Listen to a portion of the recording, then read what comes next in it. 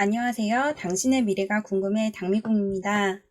오늘은 이건희 전 회장의 별세로 부쩍 어깨가 무거워진 삼성전자 이재용 부회장의 사주를 감정해 보려고 합니다. 구독과 좋아요는 당미국에 큰 힘이 됩니다. 구독과 좋아요 많이 눌러주세요. 부모를 잃은 슬픔이 크겠지만 마냥 슬퍼할 수만은 없는 현실을 잘 알고 있을 이재용 부회장. 이재용 부회장의 미래 그리고 삼성전자의 미래까지 한번 감정해 보겠습니다. 이재용 부회장은 평생을 살면서 누구에게 머리를 수그릴 일 없는 누구나가 부러워할 만한 좋은 사주를 타고났습니다.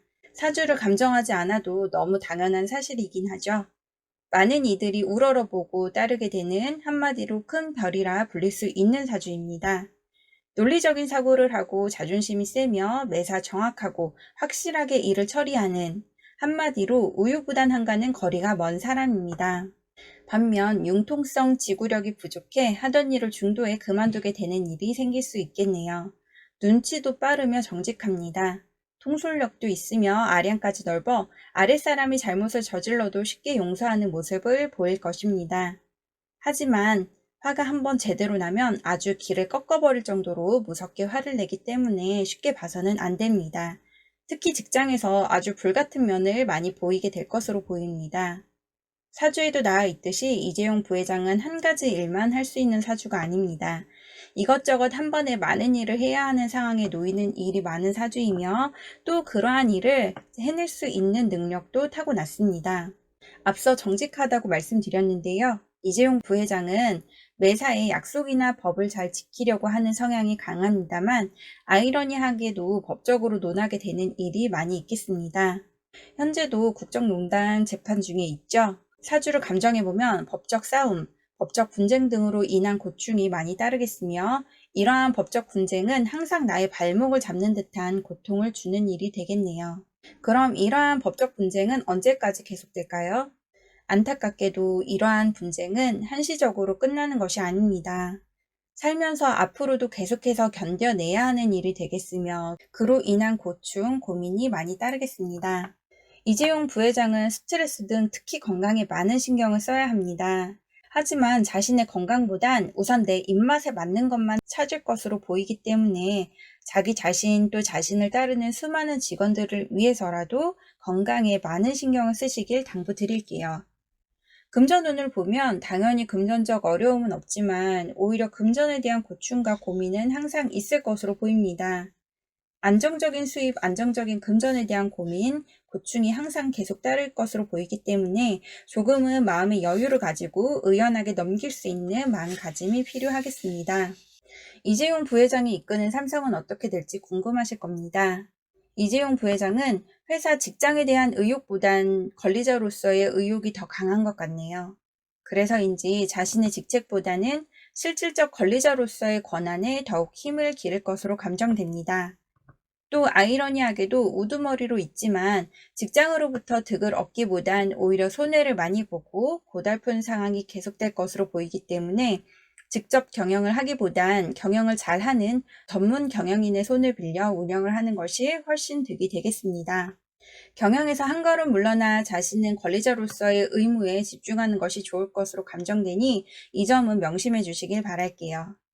어쨌든 이재용 부회장은 항상 직장으로 인한 구설이 따르고 손해를 보는 일이 많이 있겠습니다. 이러한 상황은 내 마음을 고통스럽고 괴롭게 만들겠고 잠시 겪다 끝나는 일이 아닌 앞으로 몇 년간 오랜 기간 동안 힘든 상황으로 이어지겠습니다. 그럼 이재용 부회장의 47세에서 56세 현재 대운을 감정해 보겠습니다. 아버지의 빈자리가 느껴져서일까요?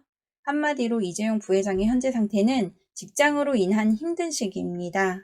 물론 50대 후반에도 그러한 고충은 있겠지만 다음 대운보단 현재 대운에서 가장 많은 고충과 희생이 따를 것으로 보입니다.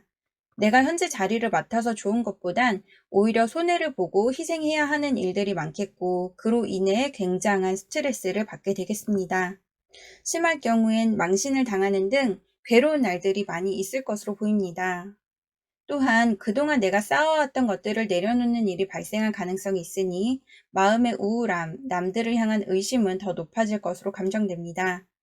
하지만 그렇다고 가만히 있을 상황도 못 되기 때문에 여기저기 내가 나서서 해야 하지 않으면 안 되는 일들 뿐입니다.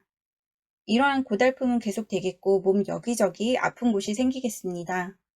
또 불만과 불평이 따르겠지만 해소되지 않는 불만, 불편이기 때문에 나 스스로 속으로 삭혀야 하는 일들이 많겠습니다. 하지만 상황이 그렇다고 또 설렁설렁하지도 않습니다. 오히려 최선을 다해 업무에 임하기 때문에 스트레스를 받는 만큼 자신의 기량을 나타내는 일이 많이 있겠습니다. 그러한 일은 직원들에게 귀감을 얻게 되는 일이 되겠고 좋은 모습으로 보일 수 있겠으니 힘든 가운데서도 어느 정도의 보람은 느낄 수 있을 것으로 보입니다. 하지만 타인을 향한 나의 의심은 많아지겠습니다. 내 마음에 여유가 없으며 찬 얼음처럼 얼어붙게 되고 마음과 반대로 상대방에게 상처가 되는 말을 하게 되어 원한을 사게 될 수 있으니 이를 조심하셔야겠습니다. 고달픈 날들이 언제까지 계속될지 끝이 나긴 하는 건지 궁금하실 겁니다. 이렇게 고달픈 생활의 연속이지만 다행히 그래도 희망은 있겠습니다. 57세 이후부터는 누구도 대적할 수 없는 자리에 오르게 되겠습니다. 아는 것도 많아지고 경험과 관록이 생기겠으며 인기 또한 많아지니 세상 부러울 것이 없겠습니다. 삼성 역시 잘 나가겠는데요. 세계를 이끄는 기운이 따르겠습니다.